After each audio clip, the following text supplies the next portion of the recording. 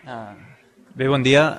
Moltes gràcies primer de tot a la delegació per haver-me convidat. Em fa molta il·lusió participar en aquestes jornades. Gràcies a vosaltres també per assistir i intentaré modestament que la meva presentació sigui tan interessant com la dels ponents que m'han precedit. Em presento, jo em dic Gil Lledó, soc enginyer de camins per a aquesta casa i actualment treballo al Departament de Geotècnia del grup TIPSA. Anteriorment també he treballat en temes d'eòlica aquí al CIBNE amb el professor Arroyo. I bé, la meva presentació intentaré en 35 minuts, que és el temps que em sembla que tinc, fer-vos una introducció molt sintètica, sense aprofundir gaire en cap tema, sobre l'energia eòlica marina. Bé, aquesta serà l'estructura de la meva presentació. Intentaré que sigui un recorregut cronològic per saber d'on venim, on estem ara en el present i quines són les oportunitats de futur. Tot de coses que, evidentment, intentar enfocar que ens puguin interessar a nosaltres, els enginyers de camins i geòlegs, que en part és una mica l'objectiu d'aquestes jornades, entenc. Molt bé. Doncs perquè no us adormiu així d'entrada, començarem amb 4 preguntes, així que participeu, us obligaré, si vosaltres no us hi poseu. Aviam, on construiríem un parc eòlic marí? Aviam, un voluntari ràpid. A l'Empordà. Molt bé, com diu el professor Colombo, l'Empordà jo dedueixo que ho diu pel vent. Per quin altre factor construiríem, o quin altre factor influeix en la construcció d'un parc eòlic marí? A veure. El vent, aquest ja l'hem dit, molt bé. Àxel, per exemple, primera fila. Increïble, molt bé, Àxel. No estava preparat, encara que ho sembli. El vent, aquí teniu un mapa de recurs, densitat de potència eòlica mundial, al nord hivern, al sud estiu, tot l'hemisferi nord. S'entén que a partir de 7 metres segon, a una altura de 90 metres, és una velocitat mínima per generar un recurs eòlic suficient. I com ha dit l'Àxel, molt bé, plataforma, no? És a dir, necessitem, en l'actualitat, a 100 metres ja no és viable fonamentar un generador. Per tant, necessitem una plataforma relativament somera.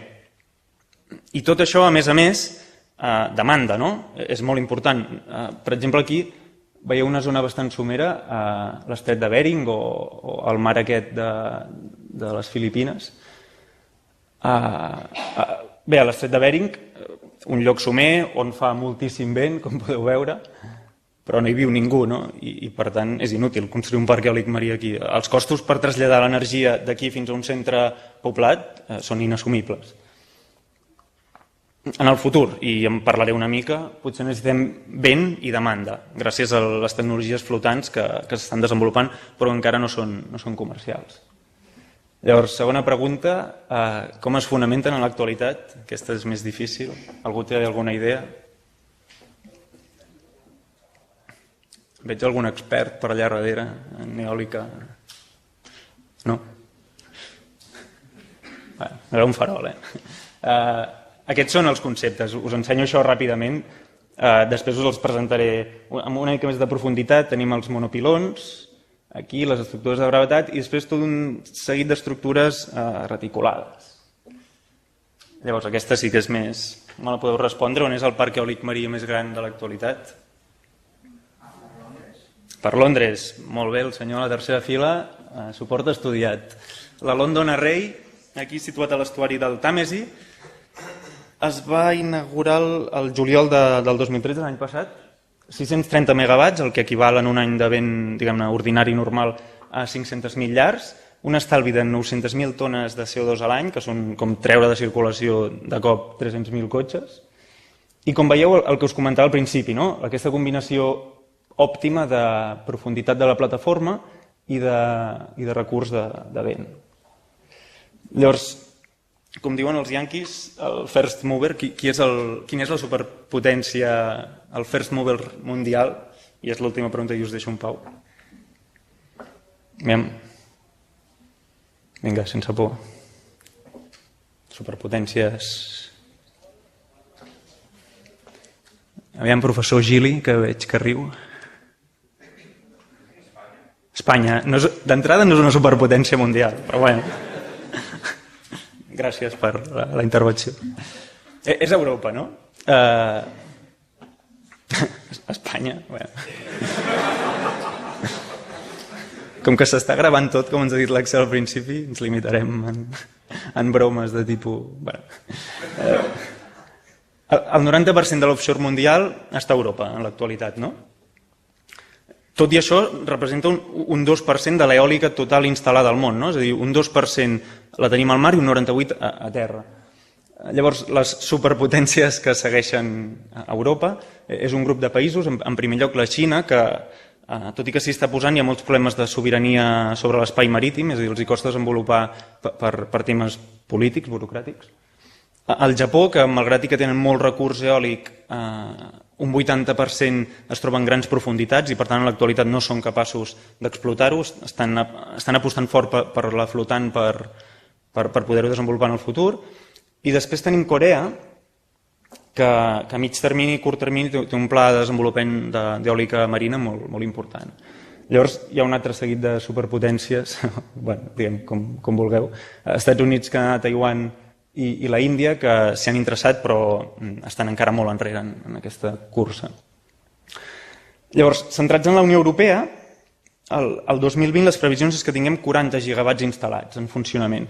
Equival a un 4% del consum d'energia, el que són 39 milions de llars, i pel 2030 ja aniríem a 150 gigawatts.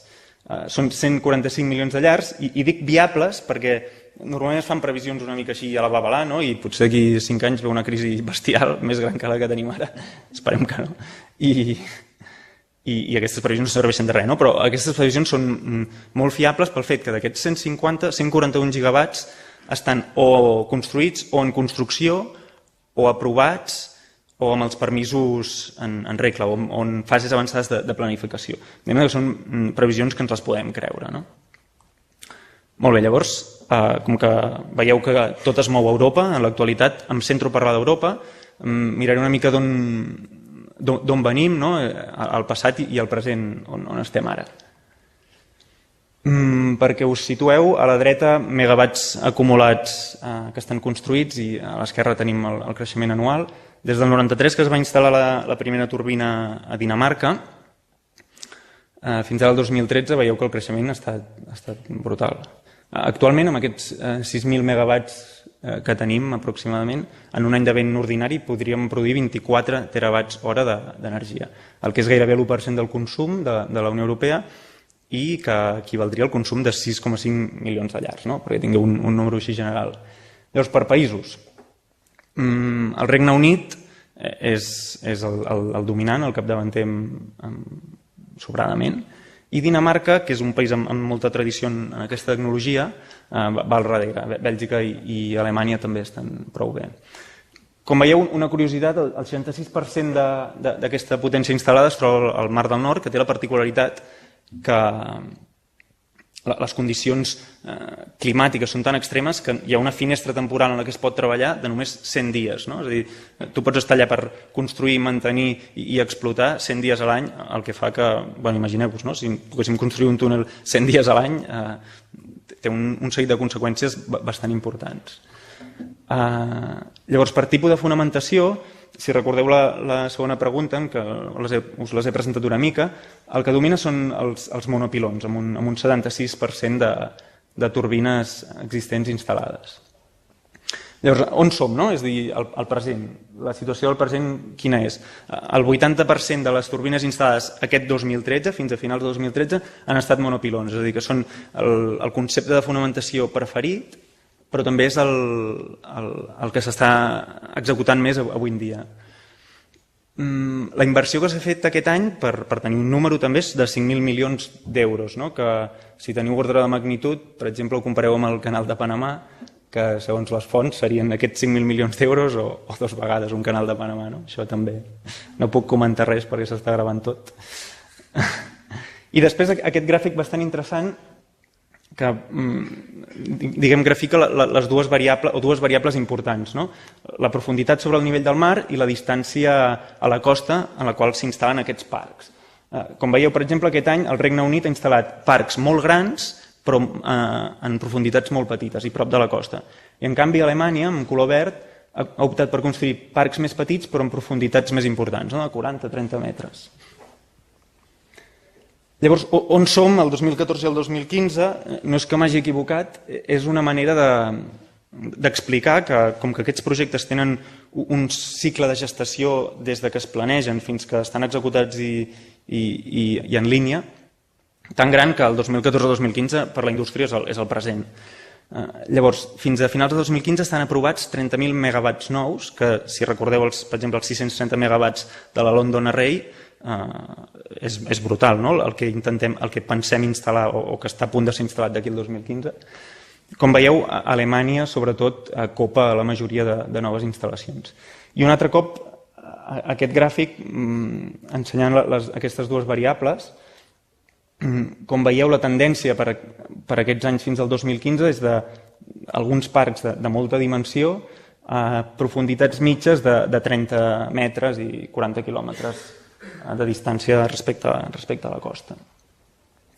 Llavors, ràpidament, un tema d'estructura dels costos, que no és trivial, és a dir, em serveix per explicar per què som importants els enginyers de camins i els enginyers geòlegs en aquest sector, no? I que realment teniu un paper, els estudiants que hi ha aquí, creieu-vos-ho.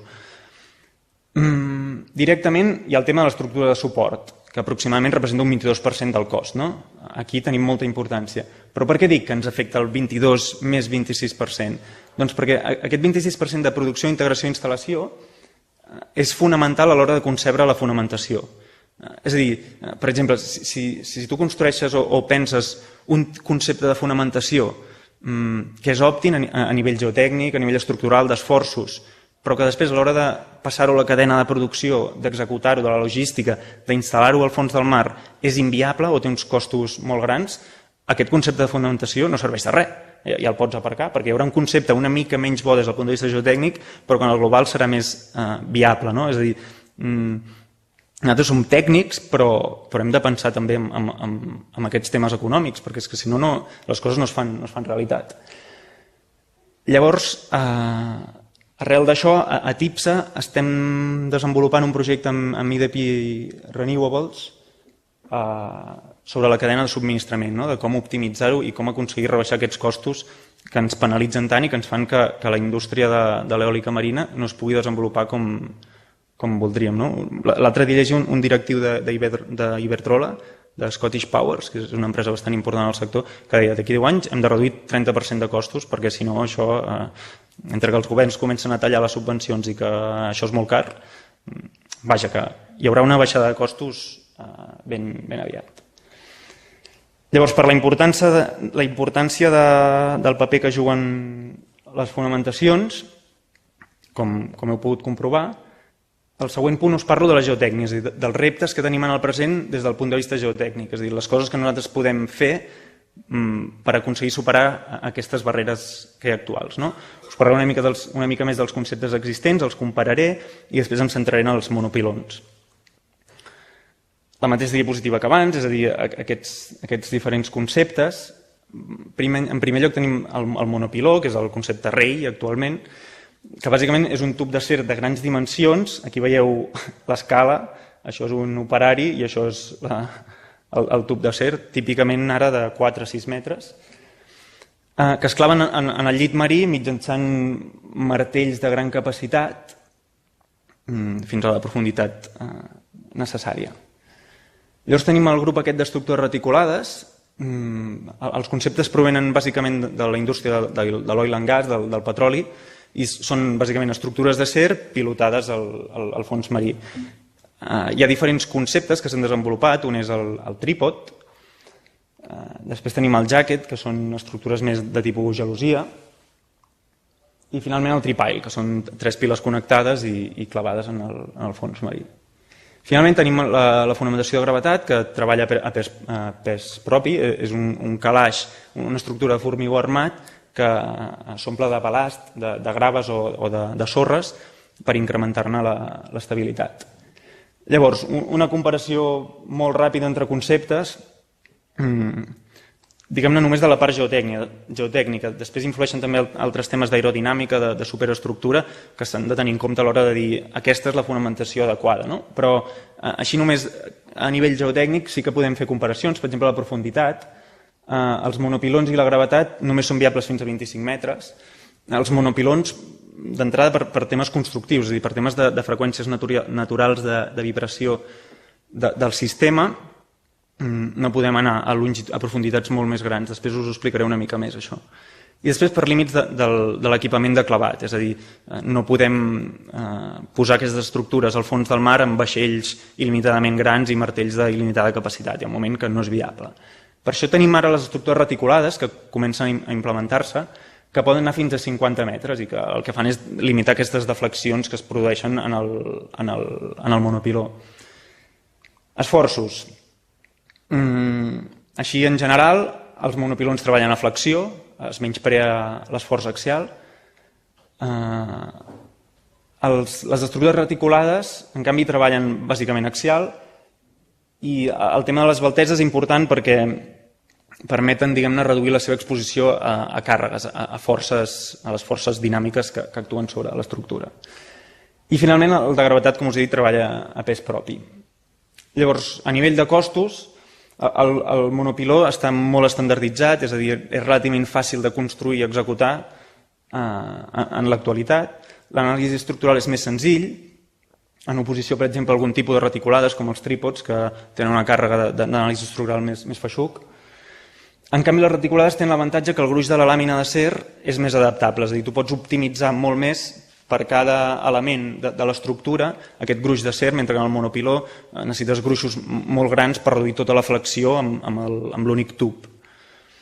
I després, el tema de les de gravetat, a l'estar construïdes de formigó armat, es pot considerar que tenen cert avantatge competitiu respecte a les altres dues estructures, i un tema de logística, com que es fundeixen amb el pes propi, no tenen aquest requeriment de grans vaixells i grans instal·lacions molt cares per posar-los en funcionament.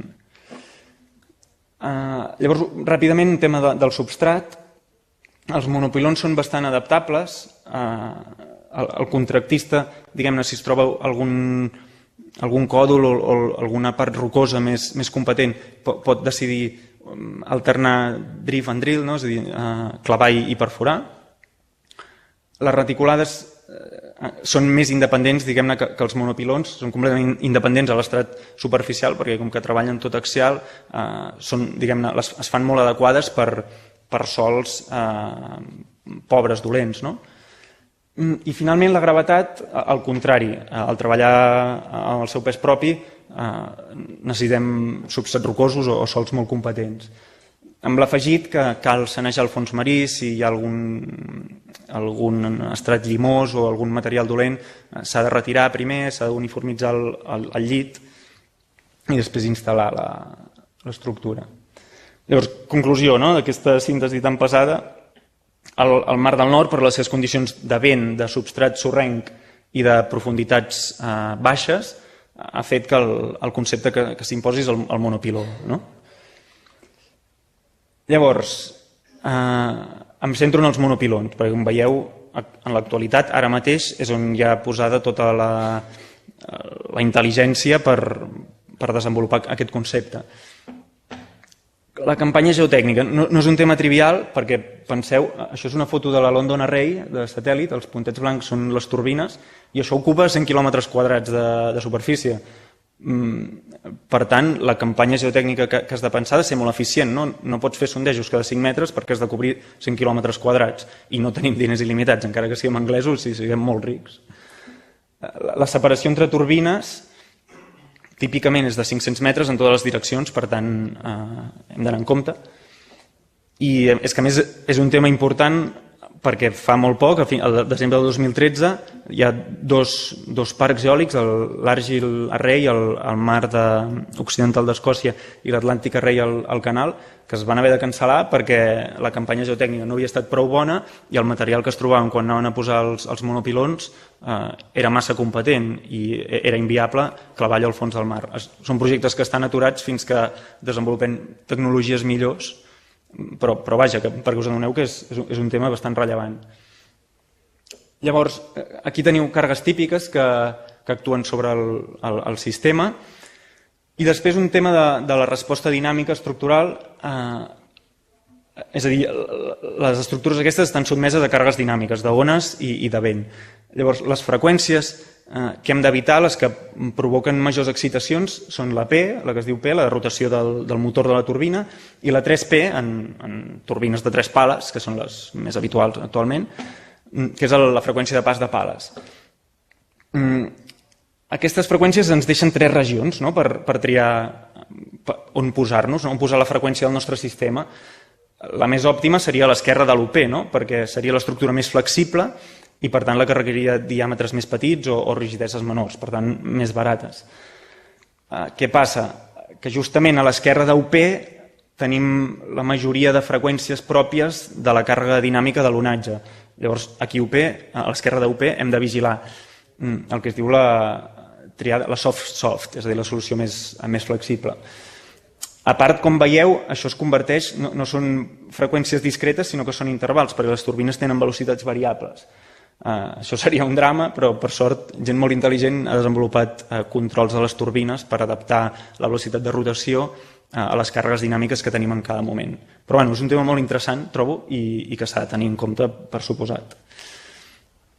Llavors, com es dissenya actualment? Aquests monopilons, quins són els requeriments de la indústria, que ens pesi més o menys, són els que al final guien a l'hora d'entregar un projecte. El concepte ve del tema de la biga Winkler del segle XIX. El senyor Winkler deia que un piló es pot assimilar a una biga recolzada per molles de diferents elasticitats o rigideses. Rees i Matlock, al 56, ho incorporen a la indústria del petroli. Matlock, al 70, desenvolupa o demostra, diguem-ne, que les molles aquestes es comporten de forma independent, és a dir, que tu pots fer el càlcul de manera desacoblada entre molla i molla i, per tant, pots separar la teva estratificació en les molles o rigideses, per tant, que vulguis. Rees i Cox, al 74, Rees, diguem-ne, a partir d'uns testos a gran escala de Cox, parametritza o valida aquestes corbes PI, aquestes rigideses, és a dir, cada molla té associada una corba PI de reacció-desplaçament, que al capdavall és una rigidesa.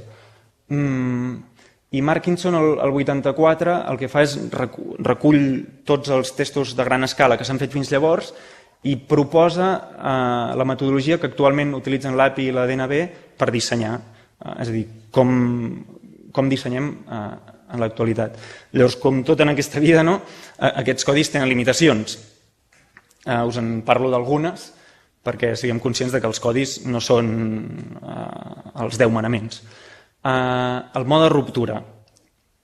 Com us he anat dient, tota aquesta tecnologia, tota aquesta recerca prové de la indústria del petroli. Aquí tenim pilons molt més llargs i de menys diàmetre i per tant més flexibles.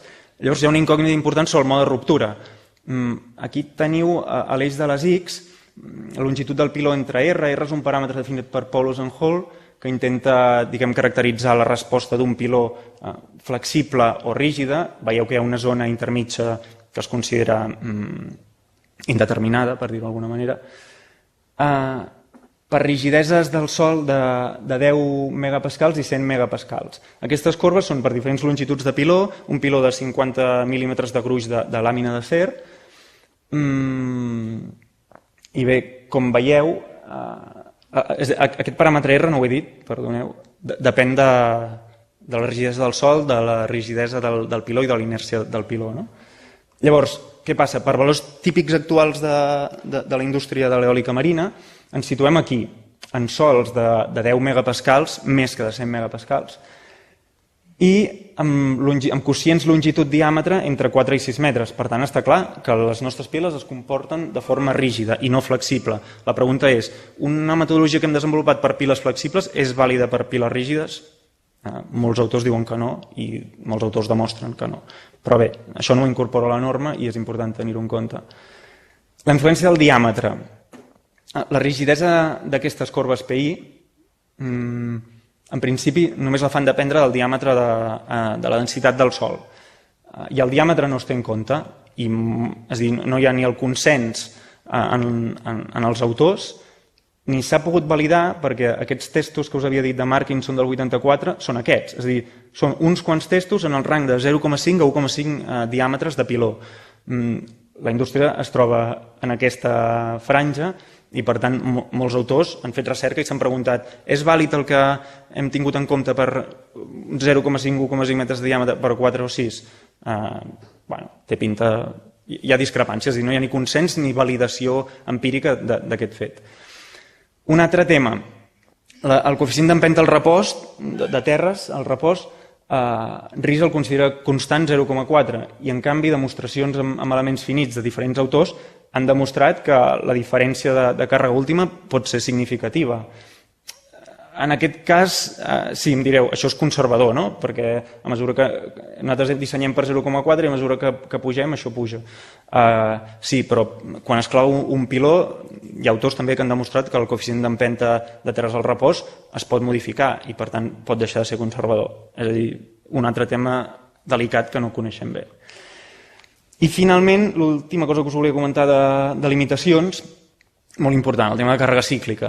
Això són càrregues dinàmiques, no?, les que actuen sobre aquestes estructures, i, en canvi, la normativa incorpora la càrrega cíclica de manera amb pinces, que diguem.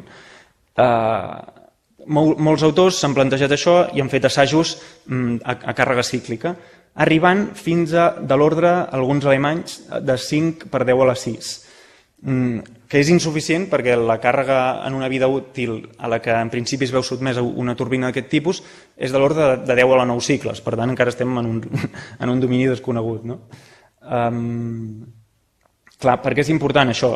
Perquè la tolerància d'instal·lació d'aquestes turbines és d'un grau. Per tant, si en 10 a la 9 cicles girem més que un grau, la turbina falla. Llavors hem d'intentar controlar-ho, això. Un altre tema important, si s'acumulen rotacions, pot ser que canviï la freqüència del sistema, la freqüència natural del sistema, de fonamentació i turbina, i per tant que entrem en els regnes perillosos de l'UP i del 3P, i que això pugui entrar en ressonància o pugui tenir problemes de fatiga. És un tema molt interessant, trobo jo, i que no es coneix prou. Llavors, com que hi ha totes aquestes carències, i a més ja que estic a la universitat, com s'enfoca la recerca, i que és molt important que s'hi aboquin molts recursos, molts més dels que hi ha ara, perquè com veieu hi ha un munt d'incerteses i ens volem desenvolupar de forma exponencial en els pròxims anys. Doncs bé, el tema dels models físics, per una banda, podem fer, per exemple, assajos de tipus G, és a dir, amb la gravetat natural, o de tipus NG, és a dir, accelerant en un centrífug com aquest, la nostra mostra per obtenir un estat tensional més d'acord amb el que tindríem a la realitat. Problemes. Aquests centrífugs només han arribat fins a 10 a la 4 cicles de càrrega. Què passa més enllà? No ho sabem. Són testos molt complexes, per tant, tampoc els hi podem exigir tant, o vaja, en tot cas, s'hauria de desenvolupar més aquesta tecnologia, però no estem a 10 a la 9 encara. Consideracions de sec i saturat. A la realitat estem en condicions saturades, estem al fons marí amb una profunditat d'aigua per sobre. Però clar, en el disseny de pilons aquests es menysprea sistemàticament la possibilitat que es generin pressions de porus. I igualment, per fer-ho amb models a escala, les condicions d'escalat dels fluxos i de les condicions saturades no són trivials, són molt complicades. Hi ha llibres sencers sobre això i és una altra incertesa important. I el tema, com us he dit, de la càrrega monotònica o cíclica. Bé, els autors tampoc es posen d'acord sobre quina és la càrrega cíclica representativa que hem d'utilitzar. No? És a dir, nosaltres tenim la càrrega dinàmica natural i hem de dir aquesta és la representativa per fer els nostres assajos. Hi ha publicacions que han demostrat que la càrrega més perjudicial pel sistema és una càrrega descentrada en lloc d'una càrrega regular en els dos sentits, però altres publicacions diuen que una càrrega multidireccional provoca més desplaçaments. No hi ha consens encara tampoc, esperem que n'hi hagi en el futur. Una altra manera d'enfocar el tema, models numèrics, càlcul acoplat o no acoplat, veiem quines són les diferències que pot produir, el model constitutiu que triem, són altres consideracions que es poden fer en la modelació numèrica, i tot el que seria òptim és que anés acompanyat per la validació a gran escala, és a dir, la instrumentació in situ. Aprofitant que tinc el professor d'instrumentació aquí justament, mira, ha quedat perfecte. Això és molt car però i molt recent i de moment només ho afronten les empreses i per tant són dades privades i difícils d'aconseguir. Però ens aniria molt bé tenir aquestes dades per validar tota la feina de model físic i numèric que estem fent. Un exemple de deformacions amb el temps de la London Array, per exemple, i aquest monopiló instrumentat amb tiltmeters o cèl·lules de càrrega. Llavors, això és el present. El futur, cap on anem? Quines són les oportunitats, les tendències del que tindrem a curt termini? Per exemple, nous conceptes de fonamentació, les caixes de succió, les suction buckets, és un concepte que també ve de l'oil and gas, però que en eòlica encara només està a nivell de prototip. El funcionament és molt senzill, és una caixa que s'hi fa el buit i llavors la turbina, la fonamentació es clava en el fons marí. La buidor d'aquesta diapositiva és volguda perquè a TIPS estem desenvolupant i tenim patentat de fet ja un concepte que es diu Gravi3, que és un concepte mixt, però ho sento, fins aquí us puc explicar. Espero que ben aviat, és a dir, sigui un concepte que jugui el seu paper i que sigui important i que ens permeti fer més viable tot el món de l'energia eòlica marina. I després anem ja a un altre regne, que és el de les flotants, i que representa una part important del que hi haurà al futur, les grans profunditats. És a dir, els dissenys comercials que tenim avui en dia només cobreixen fins a 50 metres de profunditat, però, per exemple, al Mar del Nord, si fem 4 números, entre 50 i 220 metres de profunditat, si omplíssim això de turbines d'una capacitat de 4 megawatts, per exemple, o d'aquest tipus, que és l'habitual en l'actualitat, podríem satisfer 4 vegades el consum d'energia que té la Unió Europea, no? És a dir, és increïble, és fantàstic. A mi m'ho sembla, us veig una mica escèptics, no passa res. Llavors, un cop tenim una idea com el flotant, com es va desenvolupant aquest concepte, doncs, passat una fase d'R+D, tenim la demostració on intentem demostrar aquest concepte mitjançant models numèrics o experiments. Després passem a la fase pilot, que és construir el nostre concepte a petita escala en condicions ambientals controlades. Aquí tenim 4 projectes de la Unió Europea, 2 del Japó i un dels Estats Units, que ja estan en aquesta fase, és a dir, perquè sapigueu on estem ara a finals de 2013, que són aquestes dades, on està la indústria al món, a l'estat del coneixement. I la frontera actual es troba en el prototip, que és agafar aquest concepte, posar-lo a gran escala i en condicions reals. Noruega té un prototip d'aquest tipus i Portugal un altre. Després vindrà la preproducció, que és fer un parc a petita escala, és a dir, agafar 4 unitats d'aquestes a gran escala i fer-ne un petit parc per comprovar tots els conceptes de producció, de logística, d'instal·lació, i finalment hi ha la producció comercial. Com va això al món? Hi ha 40 projectes en alguna de les fases que us he comentat abans, inclosos aquests que us he especificat, de Noruega, Portugal. Són projectes d'inversions molt grans i per tant transnacionals, és a dir, és una mica absurd aquí posar els països, però una mica per subratllar, el Japó s'emporta més del 20% de projectes en desenvolupament d'aquesta tecnologia. Quin potencial té això sobre el mapa? Això són profunditats del fons marí. Clar, veieu el Mar del Nord, que és un lloc on hi fa molt vent. i molt constant, que això també és important, i veieu que la plataforma és perfecta per aquests desenvolupaments, és a dir, fins a 200 metres tenim una zona gairebé tot el Mar del Nord i amb unes condicions de vent i una proximitat de la població, que era l'altra condició que us he posat al principi, molt important. Al sud de la Unió Europea ho tenim una mica més magre, però no ens desanimem. La majoria del mar Mediterrani i d'aquesta part de l'Atlàntic està a més de 500 metres. Però bé, jo crec que hi ha camp per recórrer, hi ha zones que si ens ho miréssim amb més detall, això és un mapa amb un zoom exagerat, sí que hi trobaríem potencial. Per això hi ha tants projectes d'investigació en marxa. Als Estats Units, el president Obama, el 2011, al discurs de l'Estat de la Nació, va i diu el 80% de l'energia del 2035 ha de ser renovable, no? Toma, no? Vale, aconsegueixo. Bé, no és descabellat, perquè si us hi fixeu, el recurs de vent als Estats Units, això és hivern, hemisferi nord, a prop d'on hi ha les grans zones poblades, aquí no tant, però aquí sobretot, tenim un recurs de vent molt important i s'ha calculat que a 50 milles nàutiques de distància de la costa hi ha un potencial de 4.150 gigawatts, que si ho compareu amb l'estimació del 2030 de la Unió Europea de tenir 150 gigawatts instal·lats, és molt més gran, no? Veurem com evoluciona pel tema aquest. La voluntat política en principi hi és, no? Va dir l'Obama. Al Japó, en canvi, la voluntat política és ferma i, diguem-ne, sembla inamovible. Al Japó, com sabeu, a Fukushima el 2011 va haver aquest accident i s'han plantejat de manera molt sèria intentar acabar gradualment amb l'energia nuclear.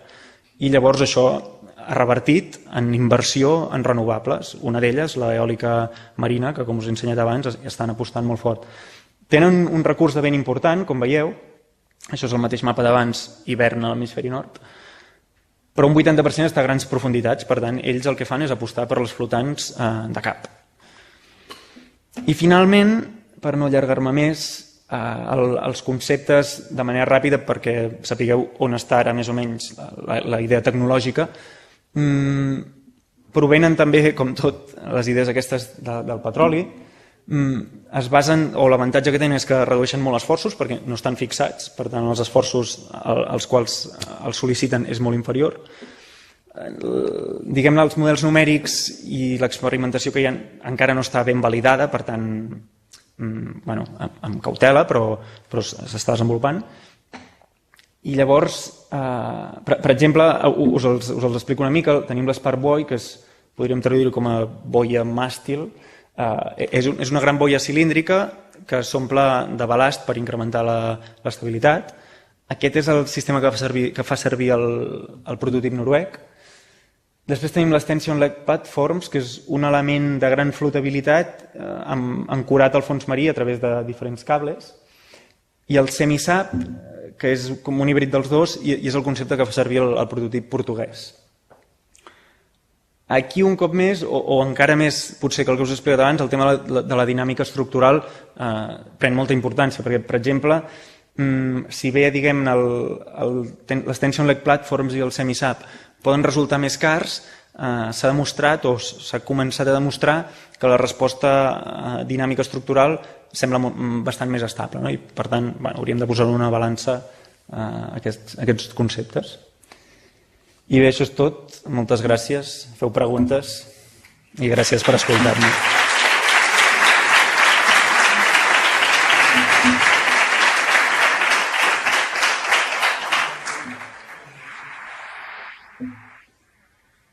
Vinga, va, ànims. Teories de la conspiració jo no hi crec. Per què a les flotants has ficat Portugal fora de la Unió Europea? Digues? Al gràfic de les flotants has ficat el prototip de Portugal fora de la Unió Europea. Vinga. Aquest vols dir? No, més enrere. Aquí, prototip. No, és una molt bona pregunta, Diguem-ne que és una mica absurd potser classificar projectes d'inversió tan grans i tan complexes en països, però és perquè us feu una idea d'on està la tecnologia, de qui és capdavanter. La Unió Europea, és a dir, he separat Portugal de la Unió Europea perquè aquest projecte portuguès, si no m'equivoco, el desenvolupa bàsicament o en gran part una empresa portuguesa, i en canvi els 4 projectes de la Unió Europea són projectes multilaterals entre diferents països. Però no era la meva voluntat ser racista o cap lectura política, sisplau.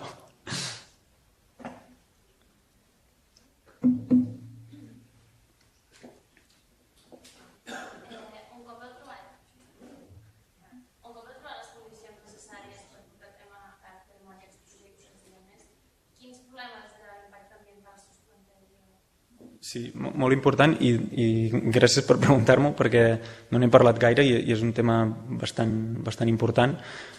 Bastant important perquè com que on s'ha desenvolupat tot això és al nord d'Europa i allà són seriosos en aquest sentit, s'ho prenen molt en sèrio.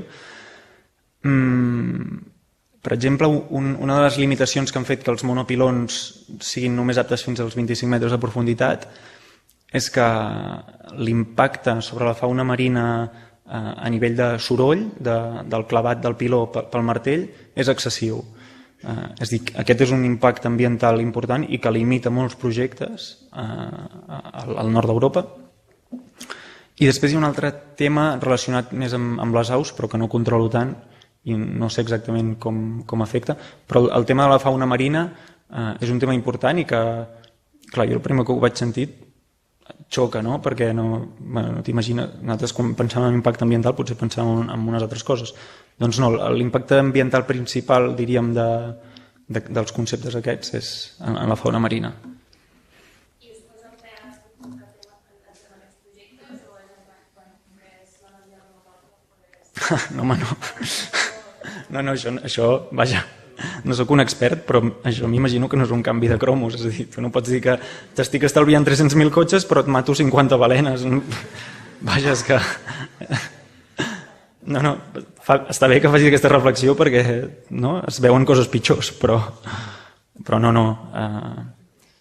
Ara, l'altre dia llegia d'un projecte que ha tingut serioses restriccions. De fet, em sembla que és el London Array, que no s'ha desenvolupat tant com hauria, i això que fixa't que és una zona d'interès econòmic importantíssim, al costat de l'estuari del Tàmesi, és a dir, molt a prop de Londres, el projecte més gran de tot el món, però s'ha limitat i diria que és per un tema de fauna d'ocells. Per tant, no hi ha canvi de cromos.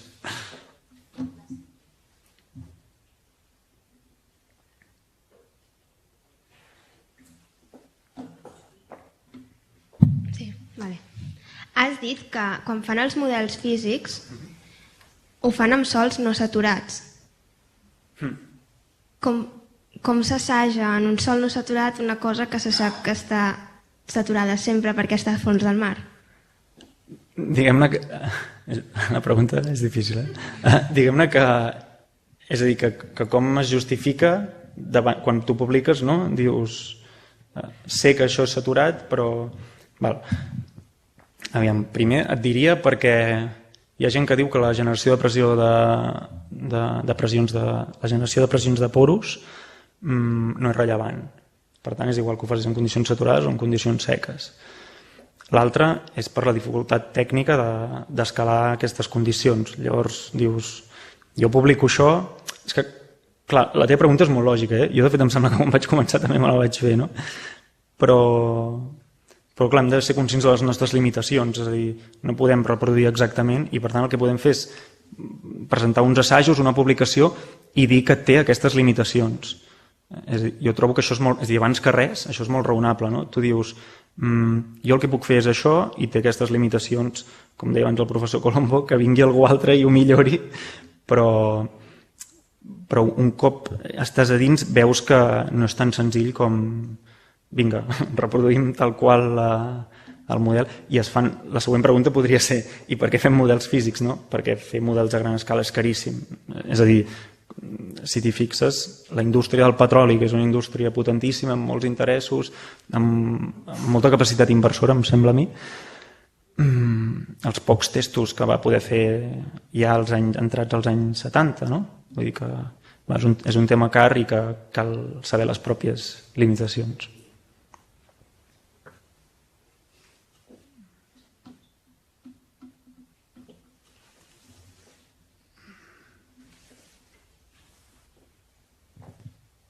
A veure, entenc que has dit que l'únic impacte que hi ha és sobre la fauna, has dit marina, suposo que volies dir la fauna aèria, no?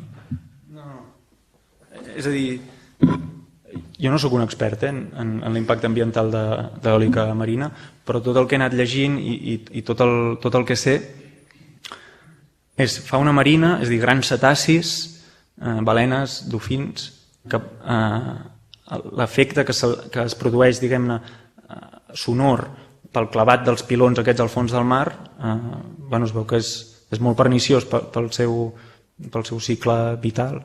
I hi ha moltíssimes publicacions específiques sobre l'energia eòlica marina, quin és el seu impacte sobre els cetacis i la fauna marina. Jo això és del que he llegit més, però em consta també, de fet al Regne Unit l'altre dia vaig veure, no sé si ve molt a compte, però vaig veure una vinyeta humorística en un diari que com que ara van veure la London Array, no? 630 megawatts, hi ha hagut gent a favor, gent en contra, i dos ocells que deien, un ocell amb les ales trencades, i què t'ha passat, no? Que t'has barallat? Diu, no, he passat pel costat d'un parc eòlic, no? És a dir, l'impacte a la fauna tant marina com d'aus és molt important. Sí. Aleshores, només, o sigui, m'estàs dient que només és la fauna. No hi ha més impactes.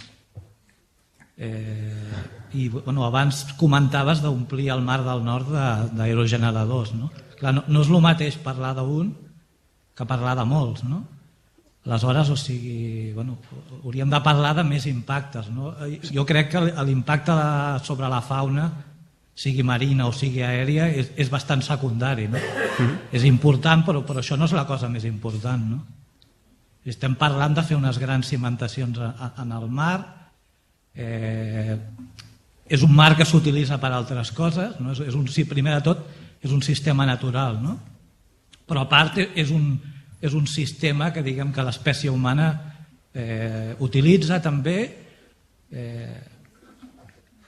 Hi ha el transport de mercaderies, no? Que es fa pel Mar del Nord. Em sembla que un dels principals ports està en el Mar del Nord, no? Em sembla que és el de Rotterdam, no? Sí. Sí, evidentment, és a dir, jo tinc 35 minuts per fer una introducció, que és el que m'han demanat, a l'energia eòlica marina, i no puc entrar, o no he tingut temps, ho sento, per discutir tots aquests temes que són interessants, efectivament, no? És a dir, podríem ara fer un debat sobre el model energètic que volem, o si el que volem és decréixer o créixer, no? Evidentment, l'exemple d'omplir de molins del Mar del Nord és un tema per fer un ordre de magnitud, no? Ni de bon tros jo estic dient que el que vull defensar és que omplim el Mar del Nord de molins, entre altres perquè és, com tu dius, és un debat molt més complex, no? Temes més socioeconòmics, polítics. Per l'únic tema que conec en profunditat i que et puc respondre breument és pel tema de transport de mercaderies. És divertit això perquè els parcs es posen de tal manera que es deixen com unes autopistes per les quals circulen els grans vaixells, no? Llavors són com illes de cases, com illes de l'Eixample, que s'omplen de molins i entremig queden passos pel transport marítim. Però efectivament és un debat superinteressant i que ens tindria aquí hores. L'impacte que pugui tenir sobre el sistema natural i transcendit això amb la pesca, no? Per exemple, també. Sí.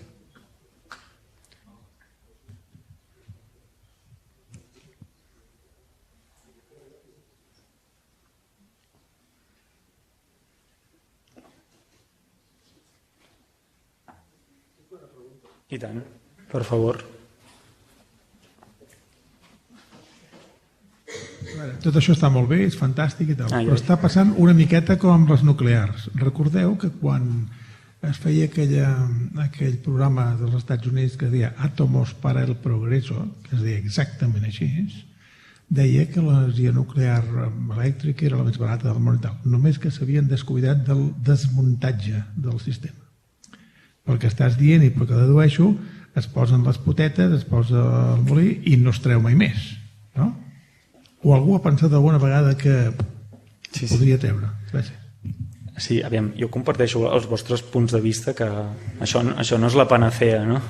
És a dir, que el desenvolupament ha de ser molt meditat i ha d'haver-hi un debat socioeconòmic darrere profund i que no podem fer això de dir hem trobat la solució a tots els problemes. No és la solució a tots els problemes, però tot i així a mi em sembla que, modestament, crec que l'actitud del sector de l'eòlica offshore és una mica més intel·ligent, i us poso un exemple. Aquest concepte de les suction buckets, un del tema que les fa més atractives és que gràcies a aquest sistema d'instal·lar-los fent el buit és tan fàcil d'instal·lar com de desinstal·lar. Llavors ja s'ha previst que un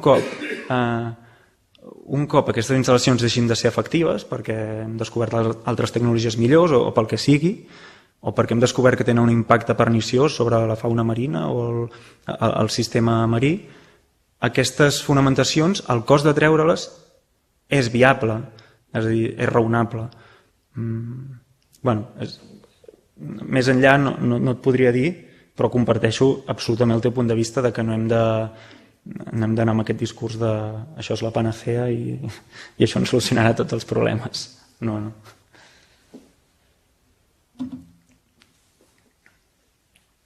M'ha sobtat una mica lo de que a partir d'un gir d'un grau el sistema falli. Aquests alemanys són estrictes. Com funciona la falla d'un molí d'aquest tipus, on hi ha moltes de documentades, o el grau aquest a quin punt de l'estructura afecta? Bé, és una pregunta molt complicada. Fins on jo sé, és a dir, el tema aquest de la rotació sobretot va lligat al tema de la dinàmica estructural. És a dir, si se t'acumulen desplaçaments més grans d'un cert valor, pot ser que estiguis provocant un canvi en la freqüència de ressonància, amb la freqüència natural del sistema. I això pot fer que llavors la fonamentació passi a ser inviable perquè entra dins d'aquests rangs en els quals coincideix l'excitació de la turbina o de 3 vegades la turbina, és a dir, el pas de pales. Casos documentats. És pel sistema, sí. És pel sistema. Sí, aquestes estructures, vols dir això? Sí. Jo la falla més gran que conec és degut a això, a temes de dinàmica estructural. És a dir, a canvis inesperats de la rigidesa del conjunt. És a dir, el que potser no he explicat amb prou profunditat és que fer una rigidesa d'un tipus o d'un altre provoca que canviï la freqüència natural del conjunt. Bé, és d'esperar, no? Però clar, cal mirar en quin d'aquests intervals entre UP i 3P ens situem perquè sigui viable, tot i que es donguin aquestes rotacions potser de més d'un grau.